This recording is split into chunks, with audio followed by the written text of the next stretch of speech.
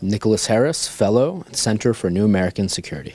Sure. We have just finished our report, Solving the Syrian Rubik's Cube, which lays out 6 policy options for the United States in Syria.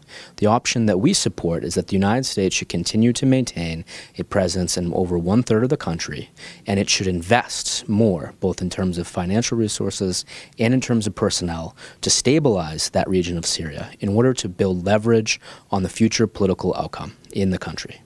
The fundamental challenge in Syria is what to do with a conflict that has moved beyond a civil war between Bashar al-Assad and his regime and the Syrian armed opposition, and has now moved into a new great game. There are more foreign actors on the ground in Syria than ever before. They all have their zones of control, including the United States, and they all have different visions about what the future of Syria should be. The United States has a strong vision for what the future of Syria should be. That vision is that Syria should be a stable country that is implemented along the United Nations Geneva process. In order for the United States to achieve that, it needs to use the leverage that it gains from control over 1/3 of Syria and its best resources, particularly oil and agricultural lands, to try to force changes in the process to end the war.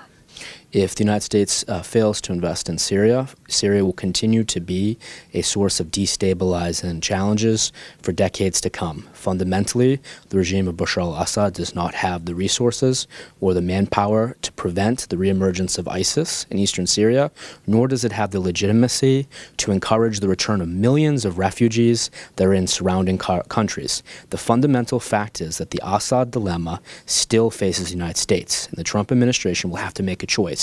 Does it seek to re-engage with Assad in the name of stabilization, or does it seek to oust Assad in the name of stabilization? The Syrian Democratic Forces Coalition has been heroic.